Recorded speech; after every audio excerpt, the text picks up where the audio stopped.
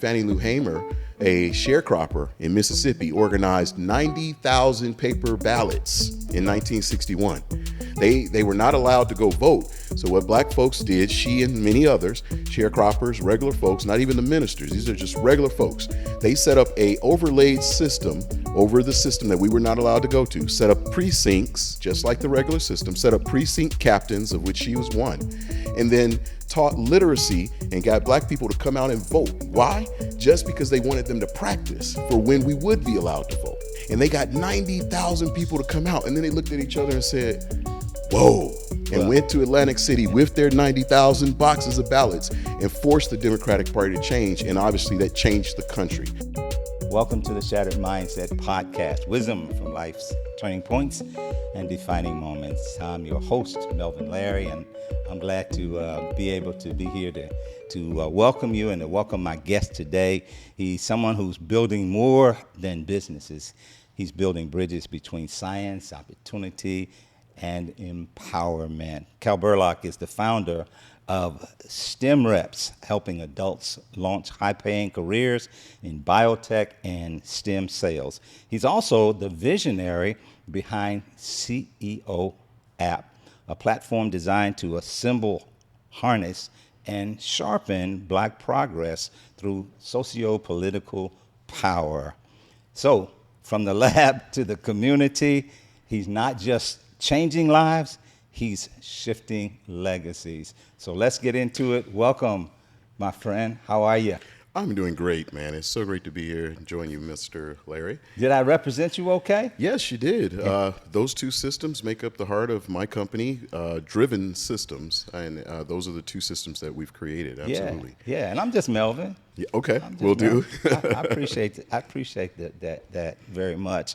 But why don't you just kind of introduce yourself? I gave a little brief there, but how about introduce yourself to everyone? Yeah. All right, I'm Cal Burlock, founder and CEO of Driven Systems. Like Melvin mentioned, we've got two systems, S.T.E.M Reps, which focuses on science, technology, engineering, mathematics, and the CEO App for Black Progress, which is, it stands for Check 'em Out. It's an ability to be able to grade and communicate with powers in corporations, elected leaders, and such. I choose a systems approach because systems is how we do everything. Right now, we're filming a podcast, and there are a number of systems that surround us that make this possible. We're transported to this place through a system in a car, or several systems that make up the car. So systems get work done. And so when God gave me the vision about how to create these two platforms, it was with a systems approach and trying to create automation that does the work of our missions. So, well, you worked in education, and so how did that experience influence the creation of S.T.E.M Reps? Great question. Education is at the heart of everything I do. My kids would tell you, my 5 kids would tell you, he's always lecturing, he's always giving and imparting information. And so it's very natural to me to do that. And at the base of science, tech, engineering, and mathematics is education. People need to learn about where STEM comes from and how to use it to enrich their lives, not only from an end user point of view, but also in employment and in their career goals. So education undergirds everything that I do.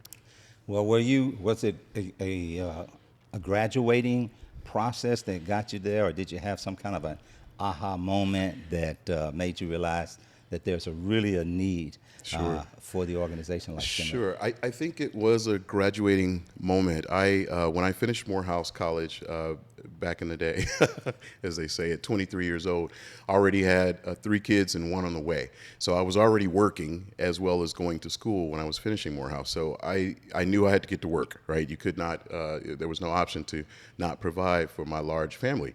And so I taught, but I wasn't sure how long I would stay in education as a teacher.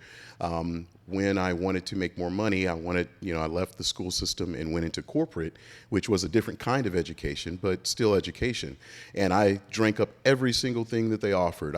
They had to stop me from taking training. I was taking training that was out of my field, but it was very technical training that I could do that I knew would enhance my resume. So I did it. You love to learn. I do.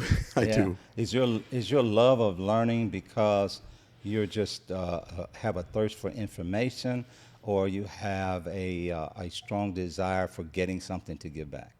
I think both. I like learning for the point of being able to understand something. I really like to fill out the space that I'm in. So I'm at any given on any given day, I'm learning something about biotech, or I may be learning something about materials manufacturing for weapons and such. Like I was reading an article earlier about concrete and bunker busting bombs, and the really deep tech that goes into making those things possible. So I'm just a sponge. I soak up everything. But I also like meeting the mark. Before we started, you were talking about old memories. Yeah. I remember at 5 years old having straight A's on my report card, and everyone in the neighborhood was just like, how is it possible that this guy has straight A's and never gets anything less than an A? I became addicted to that. So my entire career, was really just, making the grade, being excellent, trying to grab every single opportunity that was available to me. And I always think about the fact that prior to my generation, African Americans were restricted in so many different ways, from easy access to education, to jobs, to positions that we were clearly qualified for. So in my day, it was like, get it all. My dad used to say, get all the education you could, because no one could take it from you once you got it.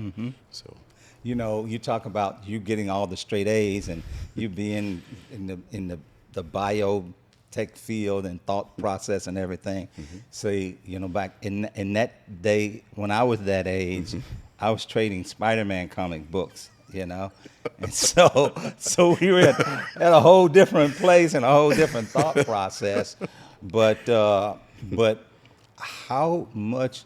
I mean, you had a thirst for learning and you enjoyed it even as a child, and I love that, because one of the things that I like to jump into about with the Shattered Mindset podcast is reaching down, because people don't understand how our life, as I say it, is a series of dots and lines.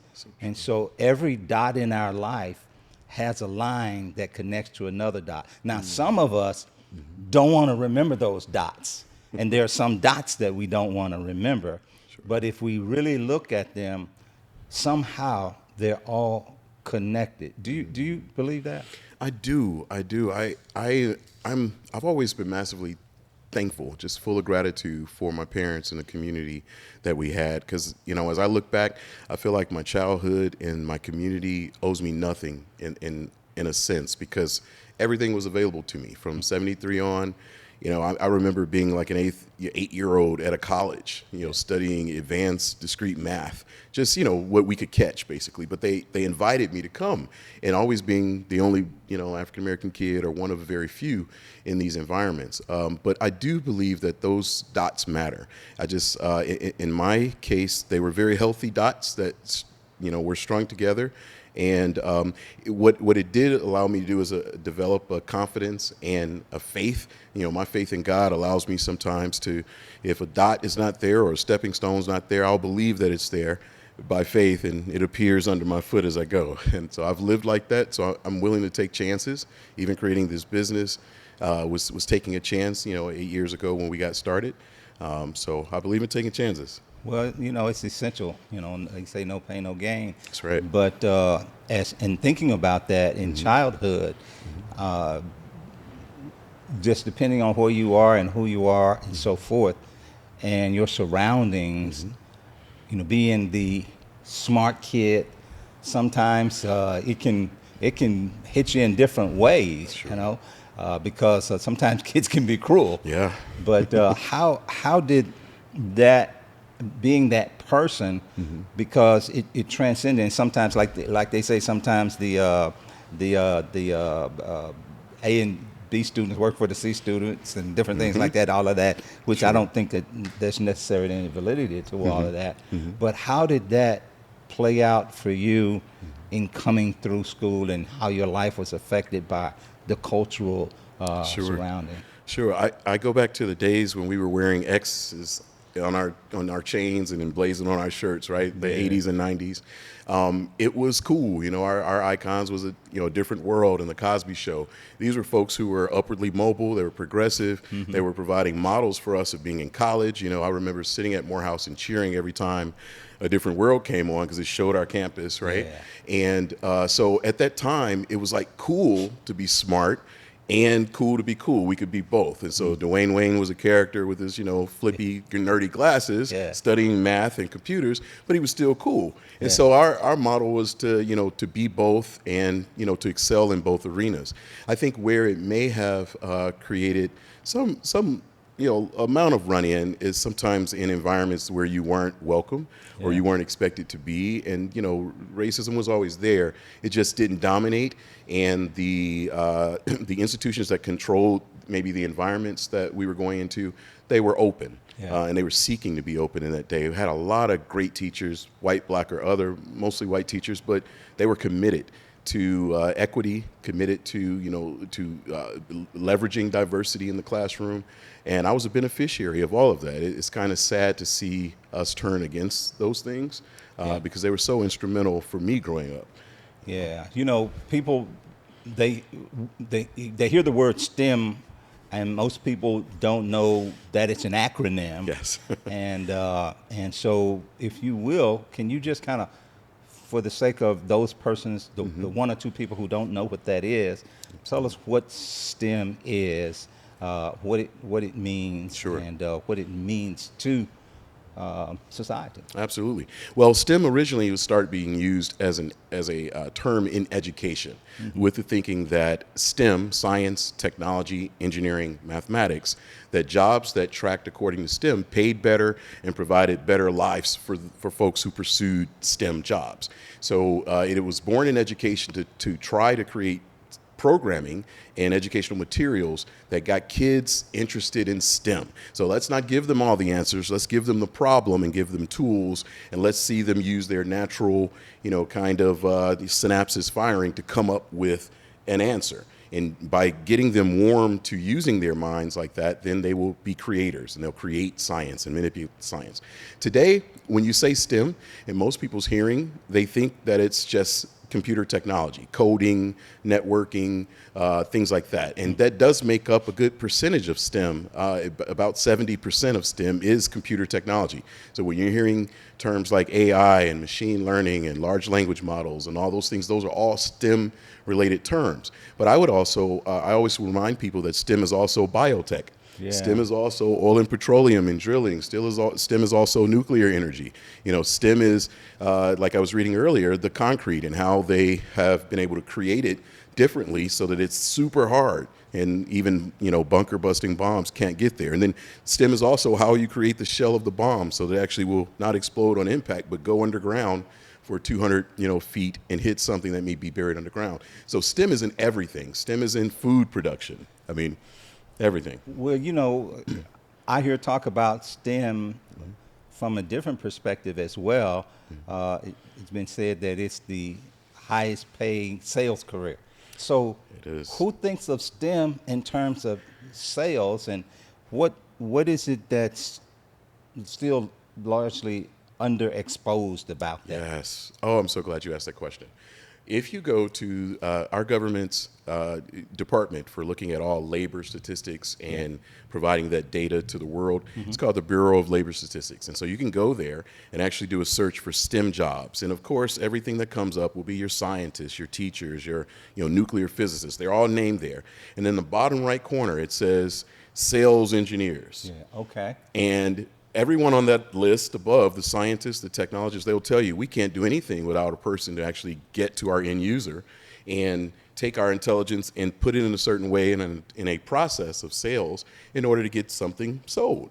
Sales is a process that not only has to do with providing a solution, but you've got to guide the acquisition of that solution through a large multi-layered organization with a lot of different people. So that means talking to procurement, talking to materials management, talking to the C-suite, talking to the tech, developing coaches and your lab directors. It's just, it's an entire, ecosystem of people that you've got to talk to in order to get it done. So STEM sales is not a lot of times talked about, but it is vital to every other, job in STEM. But you got to get STEM reps, learners. You're equipping them to become sellers, and a lot of them don't have any kind of science experience and so That's forth. right. How do you get them there, and even to create the awareness? Because most people, I would say the majority of people, don't put it all together like that. It's true. It's so true. And I run into that all the time. So I specifically wanted to reach the folks who did not see themselves as science people, right? You want to get people who maybe, like you might be describing, who just, they don't respond to STEM. They'd say that's something that's not in my lane. I'm more of a creative or whatever. But I like to show them that STEM involves all of those skills. And so with a little bit of training and a little bit of exposure, they start to find out, like, I do have a place in STEM. I actually can either create art, or I can at least communicate well about it, or I can understand enough where I can go out and be very personable. I'm always been a very, people person. I can walk out, shake a hand, and people like me. They like my personality. That's a big part of sales, right? Yeah. So opening those doors and giving them enough to be dangerous to where they start to build on it, and then their will comes in and says, I got to have more of this. Yeah. So they want more of the technology. They want more exposure to the customers that use it. And I believe out of our approach, we will get people who will be interested in the practicing of STEM. There'll be doctors that'll come out of this. There'll be lab directors and lab pros that will come out of just being exposed to the sales side of STEM. So what kind of training and certification does your program provide, and how long does it take a person to go through it? Okay, so we've got two programs right now. One is in biotech, and what it covers is generally the sales environment for biotechnology labs and corporations that make biotechnology. So we'll go into, Corporation A makes these things for this reason, and they're trying to reach customer A over here, and what are the buying and selling points. And so we cover that in biotech so that you're ready to hit the market, and then we employ those people to take those innovations out to the end user. We have another program surrounding infection prevention and control, or biosafety as it's commonly called. This is extremely important in healthcare. The greatest healthcare upgrade that you can give to any center is to upgrade your biosafety, because truly everyone is at risk. It's an invisible risk, so we don't talk about it a lot. It's not something that you get up in the morning and say, I want to be a biosafety enthusiast. But the truth is that the best healthcare upgrade that you give to any center is to protect the staff, the patients, and visitors from microbes, which are common. They're, we hear about some of the worst microbes and think that they're elsewhere or far away. No, they're right here amongst us. They really are. There are some, pretty bad microbes out there, both bacteria, viruses, as well as fungi. Really, really bad stuff. Well, you've done work in things like microbial coatings and so forth.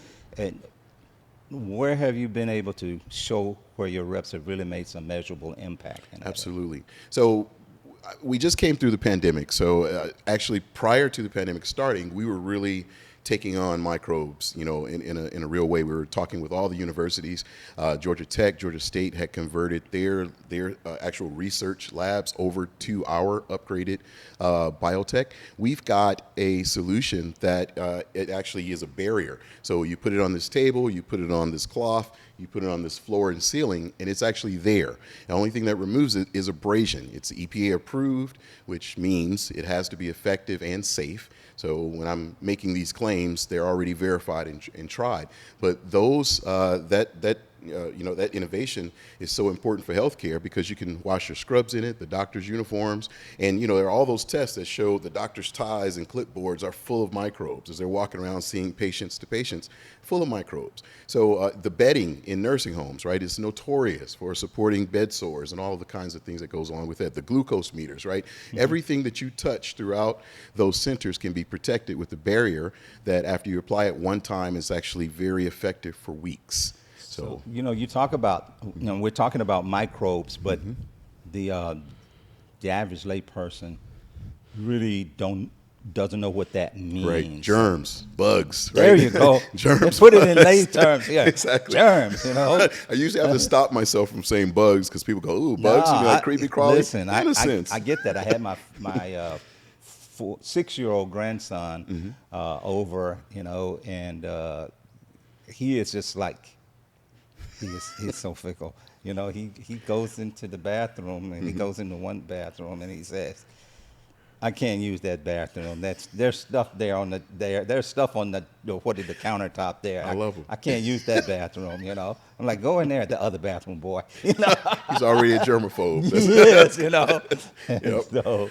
So yeah. But people don't think about everything that's in the air. Sure. Absolutely. And but how do we function? Because we try to avoid different things, Sure. but as soon as you wake up in the morning and say, it's already happened. Sure, it's possible. It's possible. So we find ourselves teaching a class within our biosafety course on particle physics, right? Because, and let me kind of bring that down. If you just imagine this room, there's so many things in it that impact how a germ can live or float through the air or be taken off the floor and come back into the air. Things like humidity, things like how much sunshine is hitting the room, how's the ventilation and the airflow, how many people are in there, how much movement. All of these things are different factors that will give you a different result of how much infection potential is in that room. So we try to talk about those things just so people can be mindful of it and bring it out of the invisible realm into the real, living realm. Yeah. It's hard. It's hard. When I first had a real awareness of it was, and I didn't really have an awareness of saying, well, this is microbes and this is fibers and all that, was that I was just a kid, but I was sitting in a dimly lit room and there was a curtain that was kind of probably maybe 6 inches. And the light came through it, and I saw all of this stuff in the air. Yes. Yes. And I'm thinking, well, if this is right, it's not just where this curtain opening is. It's everywhere. That's right. We're always taking it in. And some of the threats are not airborne, thankfully. Yeah. Some of them you have to touch and ingest either into a mucous membrane or, there's some things that are, possibly transdermal too, especially if you have sores and things like that. Yeah. The hospitals and anyone who works in healthcare will take a required bloodborne pathogens, kind of training that they've got to take every year. Right. And so they get exposed to it some, but the general population doesn't really think about it. So we believe something that is viewed as a commodity, like all of us would believe that a disinfectant is, you got yours, I got mine. I go get bleach, I get ammonia, I get Lysol. There's plenty of disinfectants. There's nothing to really think about there. So you got to penetrate that because it is a commodity, it's viewed as a commodity.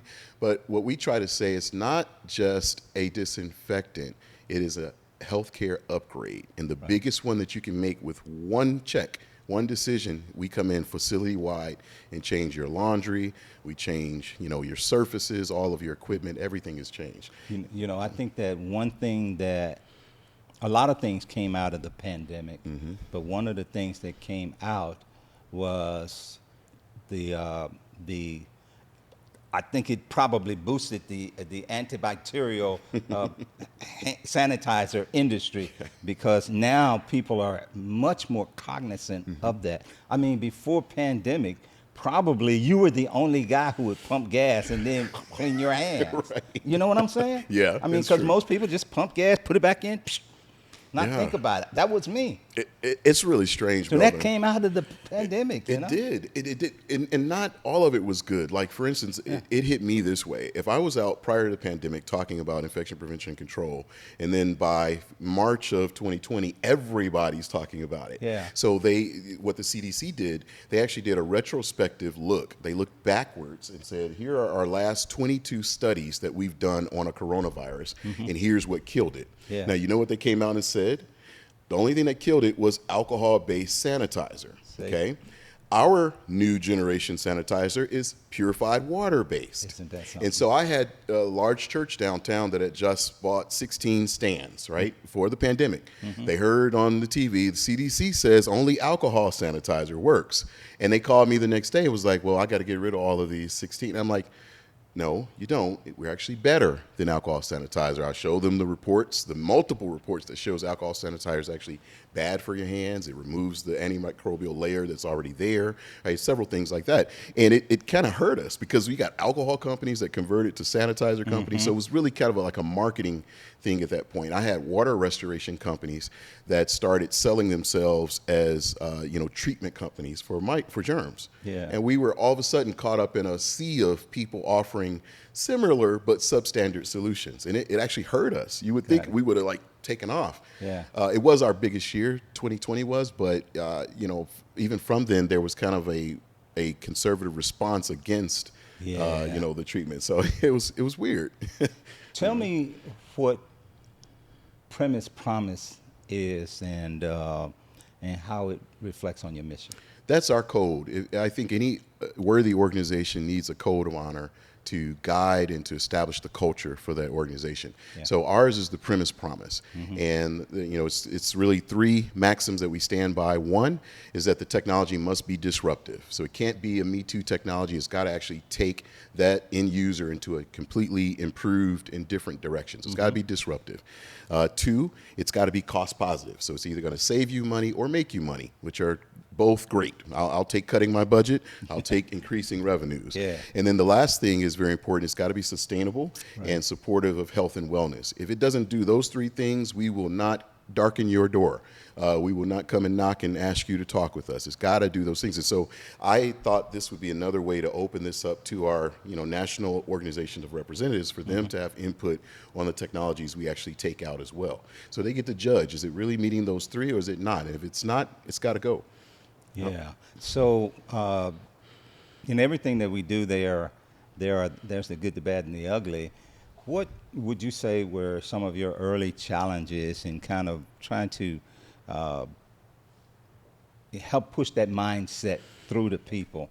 Absolutely. Just the definition of it. What do you mean disruptive, right? Yeah. That doesn't sound to be positive. And yet around that time, disruptive had, become to be a word that was used very positively. So, people sometimes just didn't get the concepts, and sustainability was kind of a new concept. What does that mean? Yeah. Right? Now, I think people understand those things better. There's some challenge of, belief, right? When you hear about innovation that takes you into a different direction where you are now, you get challenged with belief. I had a daycare. The husband was a lieutenant at MARTA Police, and the wife was a daycare owner. They own it together. He calls me because the Georgia Child Care Association had recommended us, like, if you want to stop infections in your daycare, talk to S.T.E.M reps. And he calls late one day, and he says, look, man, I'm tired of my wife being sick every day. She's sick with these kids. Give us something. I came out there, and my treatment lasts about 3 months, and so we recommend people get it 4 times a year. So the wife, who was the total skeptic, she was like, okay, come on and do it. And I did the treatment, treated their 2 buildings for daycare. Right. And they waited to like the 5th month. And right at that 4th, 5th month time, they start to see a spike in kids being out. Okay. And if you think about that, that's a real, bottom line kind of issue for daycares, because if you're missing that $300-400 a week over 7 to 10 students who are out sick, that's quite a bit to your bottom line. So I came in promising to cut their amount of infections by like 70%.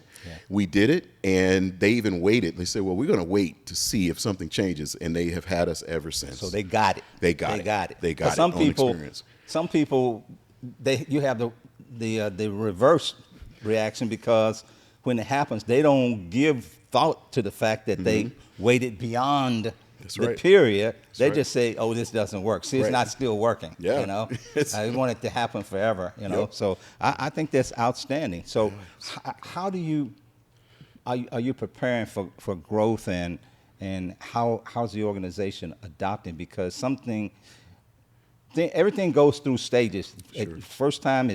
At first it's rejected and pushed back. People they don't want to accept it. They don't want to believe it. Sure. And then they kind of slowly accept it, sometimes by force, and then it becomes common knowledge and necessity. Where is S.T.E.M now? So when you say S.T.E.M, do you mean the industry or S.T.E.M reps, us in particular? Well, the awareness of S.T.E.M, and then with S.T.E.M reps. Okay. I think the awareness has grown quite a bit. I think people are readily accepting of technology in certain realms, right? We all use different apps and stuff on our phone. From my 78-year-old dad to my 12-year-old daughter, they're all using a phone and all of the different AI capabilities and things that have come along. And so no one's really arguing with that part of technology. Sometimes when you bring up technology in other realms that they're not used to advance, then they want to differ with it, right? So, it is a challenge sometimes getting STEM out there, just getting it explained. For me, as a company, we're bringing up really a marketplace, Melvin, right? Right. When I say that, we're talking about the manufacturers of STEM, the end users, and then this middleware group that are the salespeople, the reps that carry the innovations to the end users. But we serve all three of those entities. So when you look at it, it's really bringing up a STEM marketplace. I thought that I would organically grow just by closing deals and making the deals that I did. I didn't need investment. I didn't need, a team, because I couldn't pay for them without investment. People know they need this stuff.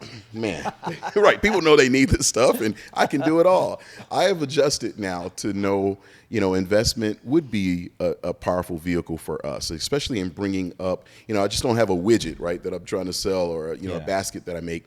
Bringing up something that's highly technical, that's, really, it's so multiplexed in where it goes, the customers that we serve, and then these STEM reps and the sales engineers that we're trying to build is also a vast market. I can take someone who's a retiree, I can take someone who's a teacher who's moonlighting, I can take a student in college, right? I want to talk to all of those folks. Yeah. So how do you, do all of that without investment? And so where I find myself now is I'm open in seeking investment as well as a partnership with other organizations, because it's really about what we can do together. I've departed the view that I'm just going to organically kind of like blow this all up without needing a dollar. You can go much faster with other folks. Hey, listen, that's a good point there. And so if somebody wants to join or partner with STEM reps, what's the best way for them to get started? Absolutely. Well, reach out to us. You can reach out to us, Burlock at stemreps.com. You can also go to www.stemreps.com. Find us on any social media platform under STEM Reps. We're on Instagram. We're on Facebook, LinkedIn. You can call us, 770-940-6443, and reach me directly. So, we want to partner as well as recruit. My company is called Driven Systems, but it's an acronym for Develop, Recruit, Inspire Visionaries and Entrepreneurs Now. So if you have an inkling of an interest, contact us now. We're looking to meet with you and further enhance your interest and tell you more about what you can get with us. So. Wow. Well, look, Cal, what you built with STEM Reps is already changing communities and careers and so forth. But, I know that that's just one piece of your leadership puzzle. So let's talk a little bit about another vital piece of your leadership, what you're doing, and your bold project with CEO app. Tell us about CEO app and what that is. Wow. I'm so excited to talk about it, especially at this time. For the last 3 years, I've been working on a tool that interfaces civic power and that automates civic dissent. So in general, you may have gone to places where you hear people say, well, call your congressman or email your leader or reach out to that corporation. And I can tell you from experience and knowledge of people generally do not do that. They do not take that advice. They'll shake their head and go, okay, but they don't actually pick up their phone and do it. So my classmate is Stacey Abrams, and she was running for governor at the time, and I was like, how can I help Stacey? I'm not in touch with her. I haven't talked to her in 30 years, but how can I help her just hear from the sidelines? I heard so much misinformation going on about her. I said, well, I need to put something to space. So I'm not a coder. I don't code. I literally went on to there's some programs now where you don't have to be a coder. You can actually do apps without code. So I created the first version of the app, and it actually has 10. It actually forms a platform of 10 goals, 10 Black progress goals. Because in 2025, how dare we not have an understanding of where we want to go? Like, you can't get anywhere if you don't know where you want to go. And to me, in this country, after knowing our history, rich and triumphant, but also a struggle that we should, as we give the babies a Similac, we should also give them a program that says this is what maintains progress, forward progress in this country. And so I built a platform of 10 different goals: economic development, law enforcement reform, voting rights, environmental justice, crime and community safety, reparative justice, media reform. What else is on there? Constitutional amendments, and a couple more. Healthcare parity, right? These are all domains that we want to see changes in, but each one of them by themselves can be fairly complex as it relates to policies. So how could we get this all on one page on a small screen of our phone and then make them actionable, right? Make people be able to, with 10 swipes, the plan is, once the app is completely out, the beta version is out right now, but when the first release comes out, should be out in about 60 days, in 10 swipes, 10 touches on your phone, it will load up emails, texts, posts, DMs to elected leaders, to corporations, and to the press. So let's just take any given issue. What's going on, one of the things that's going on in Atlanta, maybe the anti-abortion stance here in Atlanta that's actually harming mothers. So we put together a package of contacts that have power on that situation, load them up into our system, and so the user, all that user has to do is swipe 10 times and it'll hit everyone on that package. And so at scale, what we're talking about is 10,000 emails, 5,000 texts, 2,000 calls. Those things matter. Businesses are today judging themselves by all of those types of things. So why will we not be touching them when we got the business tools of the day like AI and contact strategies, all of which we use in our businesses? Yeah. Why not employ them for Black progress? You could imagine Fannie Lou Hamer, a sharecropper in Mississippi, organized 90,000 paper ballots in 1961. They were not allowed to go vote. So what Black folks did, she and many others, sharecroppers, regular folks, not even the ministers, these are just regular folks, they set up a overlaid system over the system that we were not allowed to go to, set up precincts, just like the regular system, set up precinct captains, of which she was one, and then taught literacy and got Black people to come out and vote. Why? Just because they wanted them to practice for when we would be allowed to vote.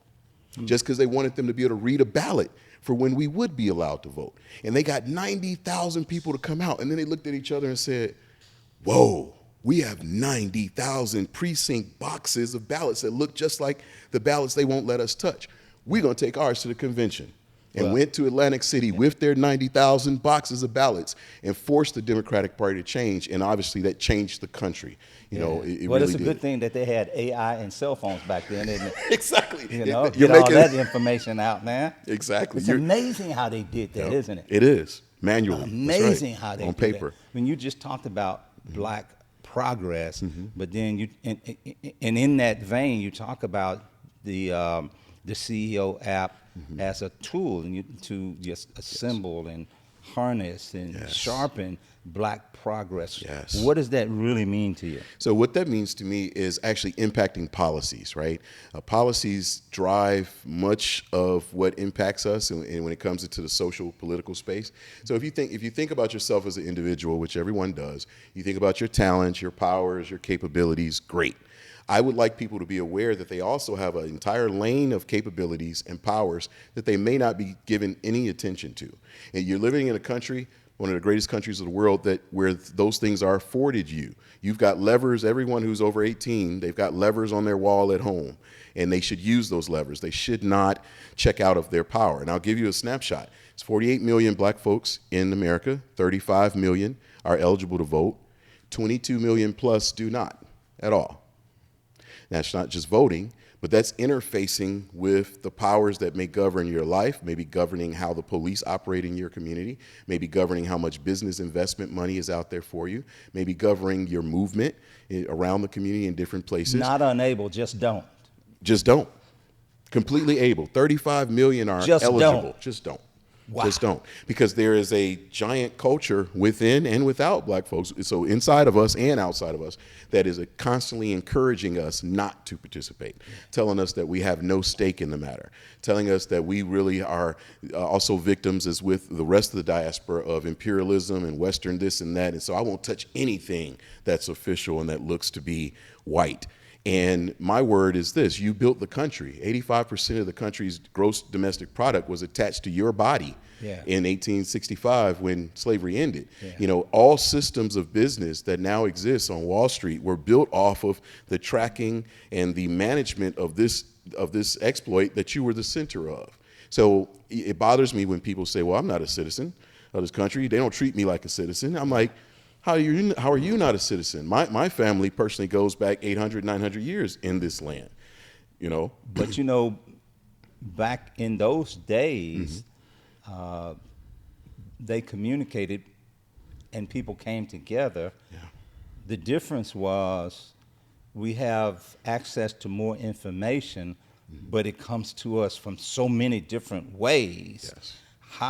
When we talk about the harnessing that you talk about, how do we not harness that, corral that, and pull people in so that we can affect that mindset? Because we need to shift the mindset for, you know, we had the black leaders back then, and everybody listened, and we found ways to get the message out, like I was joking about earlier. But we found ways to get the message out. We have more ways to get the message out, but people aren't listening. Sure. And the environment is different. So you'll remember, Melvin, in Memphis growing up, you know, even let's say prior to full integration, we had black communities and black churches that formed like a circuit of communication. You could very easily go to the edge of the community and say, hey, how many of y'all in there? And, you know, we would respond in unison. Now we're everywhere. McDonough, Cobb, Gwinnett, da-da-da. So we don't have this consciousness that we used to have of seeing each other in the same community, seeing each other as equally oppressed, even though we are equally targeted in many ways. So that has been removed from our view. The other thing that's happened is that we even have foreign forces, and I scream this because it's a real issue for me. There's a movie out called They Cloned Tyrone. It's funny, Jamie Foxx in it, entertaining movie, but kind of the premise of it is that there are all these conspiracy theories that are going on with the fried chicken and the perms and so forth. We will culturally watch that movie and talk about it and miss the real op that actually has been performed on us. So let me give you the real op. From 2015 to 2019, a group of programmers, a troll farm in Russia called the Internet Research Agency, was just murdering information across the black community. What they did was they set up 135 sites, phony Facebook and Instagram sites.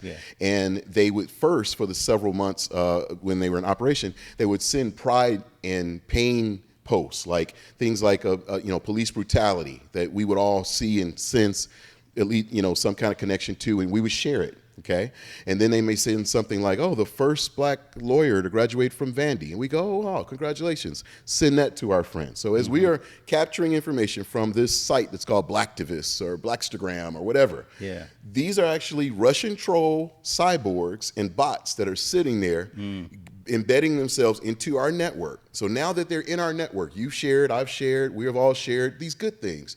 3 weeks before the election, they all in unison start saying, "I wouldn't show up to vote. Why would you do that? What stake do you have in it?" All right. We literally have every post that this phony group sent to black folks.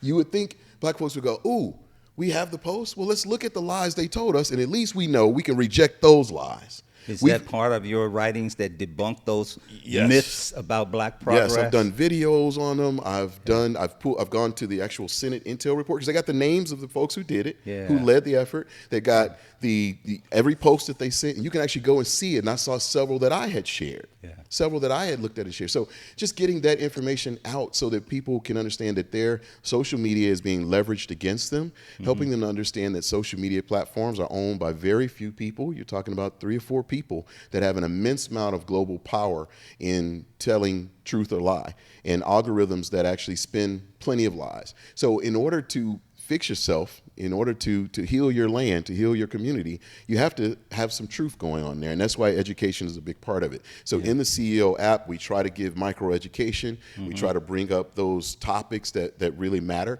so that folks will say, "Hey, I do have some power in this situation." So how do you see the tool here being used in schools and in churches and in neighborhoods and even in politics? And where are you in getting it there? Man, I am everywhere trying to reach everybody about the need for it, because I think tough moments always are tough, but they also are opportunities as well. So right now is an opportunity because a lot of people are sensing that the ground is shifting, below us. A lot of folks had the view that Republican, Democrat, whatever, whoever gets there in that office, it only matter just a little bit. They really don't touch our lives that much, is some people's thinking. Well, that's not true. I mean, clearly 160 days in office, when you've attacked every program that you and I grew up with, like, you could kind of assume in the 80s that there was going to be college money. If you kept your nose clean and you were trying to go to college, it was a way to get there. Yeah. You can't make that assumption today. So I'm sitting in a situation looking at my, 1-year-old grandson who will have less rights than I had growing up. And I'm not okay with that. So I am out trying to touch everyone as they're saying, what do we do? Well, I don't know what to do. Some people are just like, well, I'm just going to rest because I'm tired. And I'll say, like my recent leader just said, what are you tired from? What have you done? Yeah. People carried everything before you to get you where you are. We are literally in 2025 living the dream of those who couldn't even imagine the access that we have. And so I'm very much about protecting that and furthering that for my children and grandchildren, and not just sitting like a bump on a log. Because mind you, when John Lewis and Stokely Carmichael went walking amongst the sharecroppers, some of the sharecroppers said, get off my land. Yeah. The owner is going to give me the top 5 acres if I work for him again, for peacefully. So I don't want you around here stirring up trouble.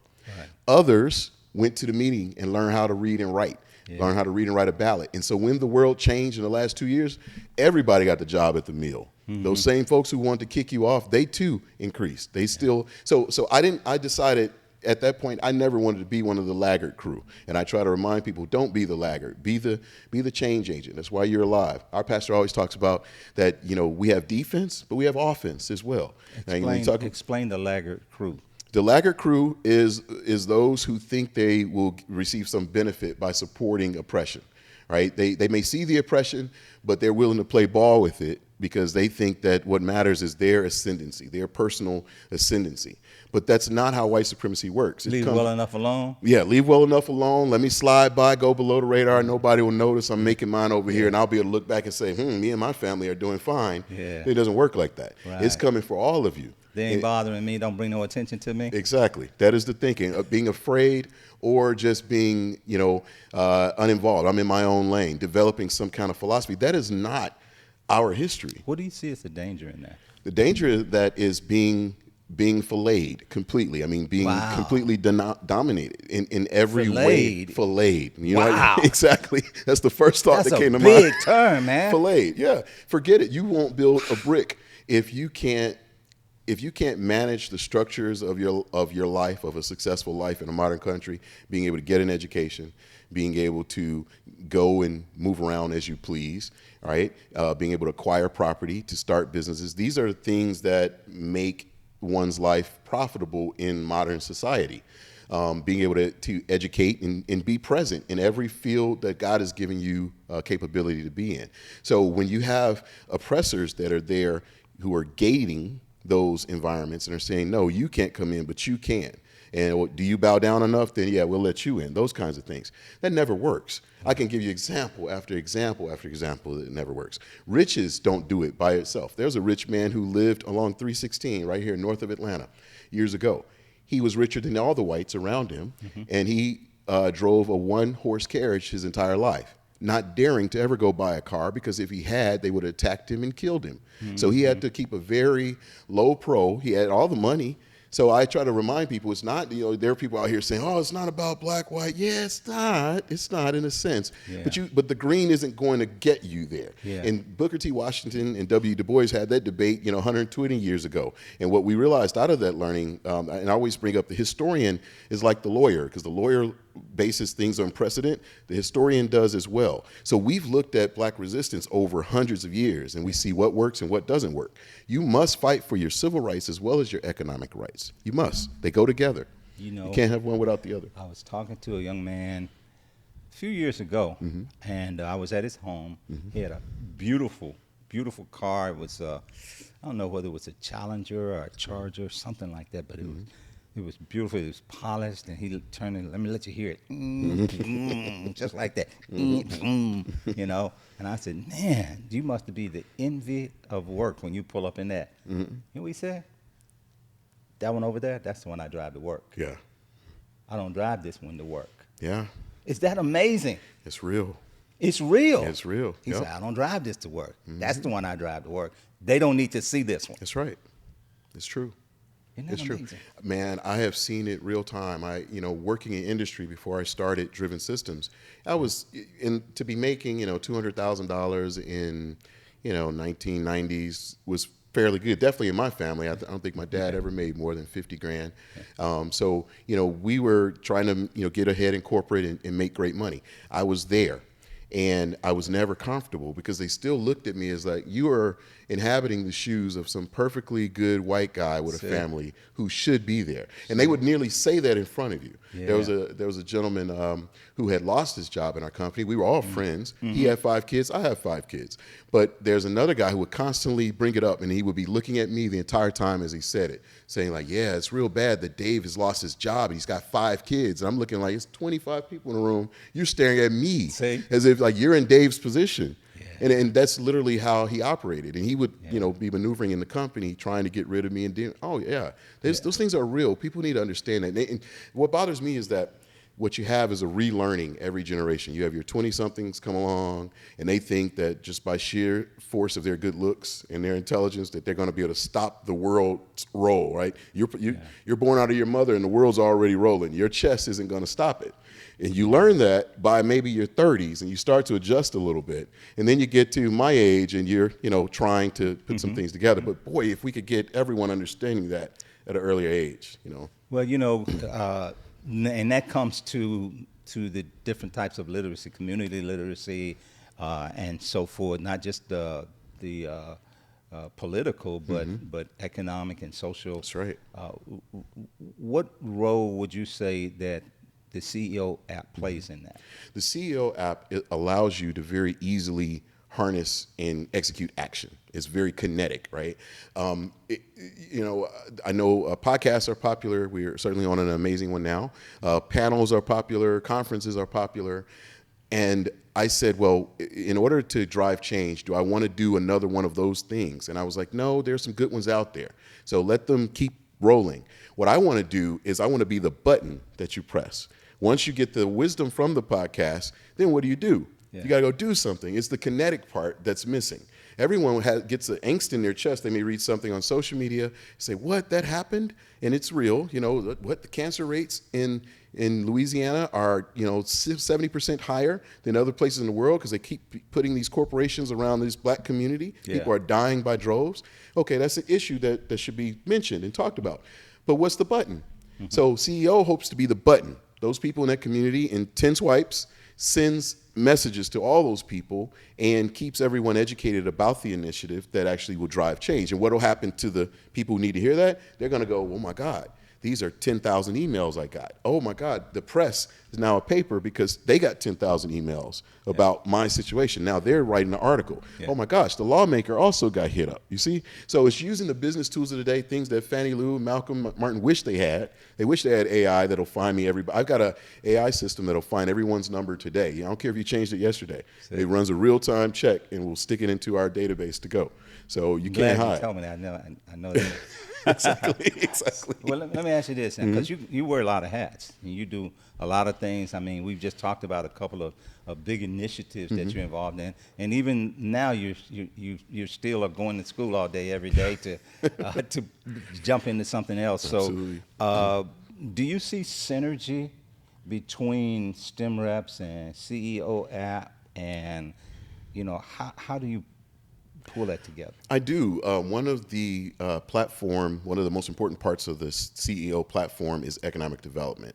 And STEM is an engine of economic development. I specifically chose that moniker STEM because it is vast, right? You could be, an audio engineer that has a STEM. You were talking about the echo that could be possible in a room. All of that is STEM related. There are companies that create innovations to prevent that, right? When we talk about environmental or climate change and energy, there's now all kinds of resilience technologies, right? Because climate change is here. We're dealing with it. So how do you harden houses where they can be hurricane proof? How do you, lay out your streets and your homes that, that'll into better and safer ways? How do you design wind turbines to actually spin more and generate more electricity? So all of these different lanes of technology are coming up with STEM. So I chose that purposely because I want this to survive me and provide economic development to anyone who wants to get involved. Our model is the same. We find the expertise, bring that in. Right now our expertise is biotech and healthcare tech, but there's no reason why I can't bring on any of those other lanes and then apply the same sales engineer training model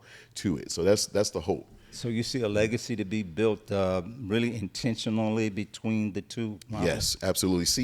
So STEM reps will eventually have an app as well that actually drives. It's like a gig app. Mm-hmm. So people are in today's society what they call future of work. They're DoorDashing, they're Ubering, they're Upwork, they're doing Fiverr, right? This kind of gig economy exists. There's none that really exists as far as sales engineering in tech. So I want STEM reps to be that. So a person in California who's not here in Atlanta can join via the app. They can train via the app, and then the app will support their movements to getting to customers in the field and get them paid, all via app, just like DoorDash or any of those others. So it is coming in app form. So, but that goal of economic development, I think, is so integral to every program. You hear people saying it all the time. We're trying to get our hooks into STEM so deeply that we are the basis of an entire revolution of economic development. Because STEM will drive it. So how do you keep yourself in the middle of focus for that, for your own mindset and for who you are, especially with the resistance or with the apathy, sure, or with the political environment or whatever. Sure. What is it that drives Cal Burlock? Sure. Well, the Great Commission to go into all the earth, make disciples, teach them the way that I've taught you, the ministry of reconciliation, first into God and then to our fellow man. That drives everything. That's what gets me up in the morning, and that's what makes me do what I do, because that's then the fleshing out for Cal Burlock of that Great Commission. And in the midst of these two systems and any other systems that we might create, that is the driving force behind it. I want to see people's lives change. I want them to have experience with God. I want them to have experience in love with each other, and to learn what the full armor of God and be able to live in power instead of living defeated. So that's what drives me. And then now, I think as I've gotten older, although my mind is kind of divergent, my sister called me neurodivergent. You're doing all these things, right? And so, but what integrates it all is that I won't involve myself in much outside of that lane. So I go on faith, and I go anyhow, even if it's not all together. I just go, and that has worked for me. And look, we're not in any situation right now where I'm sitting on Daddy Warbucks. That's not at all what's going on. But what I lack in that lane, I've got uber passion and truth and expertise to share. So I trust God. I trust God to elevate as He will and when He will. So I'm trying to be available in all of those very specific lanes, and then let Him give the increase. So you started doing this many years ago, had a passion for it many years ago. Looking back from when you started going in this direction and where you are now, how do you feel like you're tracking? How do I feel like I'm tracking? On point to where you are. I think we're right where we're supposed to be. And what's funny about that is people around you who are even close to you, they may not see that. Yeah. It's not given to them to see sometimes. But I see it as clear as I see my hand right now. I mean, literally, it is that clear, and that's how I move with it. I'm that committed to it. So I think we're tracking in a great direction. We're meeting a lot of folks who can, leverage us. Me joining this class at Morehouse School of Medicine recently. It's a class all about biotechnology and bioentrepreneurship. Well, I told you earlier, we offer a class in biotechnology. So this is only going to accentuate and buttress my bona fides or my skill level and expertise as it relates to biotechnology, because I'm in a current program that is #1 ranked in the country for biotechnology. So, I'm choosing to do things that are in the lane of passion that God has given me, and then, I go forward with it. And it's hard, man. It's hard. I've had to learn to be bolder, Yeah. to be a little uncomfortable sometimes, because people are apathetic. Like you said, they don't move. You can scream and they go, nice. Yeah, what's for dinner? Right? And so, I've learned to take every opportunity to state what I'm about and to even look crazy. I don't even care, man. At Take this it point. by force, huh? Yeah, seriously. So now, what do you say to the 18, 19, 20-year-old who's trying to figure out their lane Sure. and so forth when you think in terms of STEM and so forth? Because they're right there on the cusp of involving themselves Yes. in that process in some kind of way. All of their schooling is surrounding those areas and so forth. What do you say to that person when they say, Cal, where should I go? Sure. I would remind them that they have massive opportunity before them. I don't care if they were A student, a C student, a D student, or barely got out. There's massive opportunity to apply yourself, to learn about yourself, and to learn about the country and the world that you live in, to apply yourself. Seek God, seek others, be willing to learn. Don't act like you got it all together. Remember all the times you complained about what you had to learn. When are we ever going to use this algebra and these algebraic equations? Now you're at a point where you can choose your learning path. Don't get soft now. Get involved. Go make informational interviews. If there's something that you're interested in, take initiative, make a phone call and say, hey, I'm not looking for a job. I just want to talk to you about what you do. Volunteer. There are churches, there are community programs. You need to interface with people. If you're sitting in the house and you're trying to figure something out, it's not going to come to you in the house. Yeah. You got to get out amongst people, relate. That's where the vision, that's where the growth happens, when you're relating to people. And then when you talk about the other people who watch this, listen to this, who are 30, 40, 50, and so forth, who've gone through a lot, Sure. done a lot, seen a lot, and so forth. Where does what you do, Sure. what message do you have for those persons? What I have for them is, if they're working a job already and you want to accentuate your income, or you want to learn something new that maybe you had some experience in and maybe you don't. We are an approachable platform where we can work with everybody. So, come over and learn a new skill, learn a new technology, and get paid to leverage that technology in very professional environments that everyone loves. Like, I was telling you earlier, I held a luncheon last week at a podiatrist's office. They loved me. I mean, I come in, I have a 20-minute, Who meeting. wouldn't? I mean, I love them too, right? I bring in some pizza, and I'm able to deliver them real value for their patients that's going to really change how well they get to serve their patients. It's a lovely thing to do, to be a sales engineer. It really is, especially in tech, because you are also a specialist. Like, many people don't know, those who sell surgery products, heat cauterizers to cut off, the blood from spilling into surgery, right? Or, titanium kneecaps and so forth. They're often in the surgery with the surgeon, right? And so when it comes to medical sales or tech sales, you're viewed very different than, someone who's selling, Amway, or I'm not trying to down any of those companies. They all have their place, but this is not network marketing. You're actually taking in a very much needed innovation that they may or may not have heard of, and really making real impact. And they all have their place, I mean, I spent a lot of years in that network marketing space too. But to most people, sales engineering sounds like an oxymoron. Yeah. I purposely use that term. I mean, because people think that you're in sales or engineering. Right. But sales engineering Sure. traditionally does not go together. So you really that's got to fair. break through some paradigms. That's on fair. that. That's fair. I think the way we bring that in is because technical sales is very multi-layered, right? You don't walk into one contact and get a sale usually. So there is a process and a system and a multi-step process in order to get that sale done. And so it does take, it's not engineering in the sense of wires and instruments, but it's definitely engineering in the sense of how you got to talk to different people along the chain who've got to check off on it, and they're doing this every day, so you're nothing special, to certain of those departments. But working with hospital systems, they're super multi-layered, or clinics and so forth, takes a little bit of English and an engineering process to it. Got it. Well, listen, any final words that you'd like to leave for this audience before Sure, sure. Well, I just want to offer ourselves as a resource as it relates to economic development in STEM. Come and learn about a new technology. We've got expansive things going on. We provide instrumentation, reagents, processes, software, a lot of good stuff in that lane. And you can make money now with those things. And then don't forget about your power. You've got family. You know, a lot of folks who are hearing this may have, you know, wives and children and have goals for themselves in their careers or in their communities.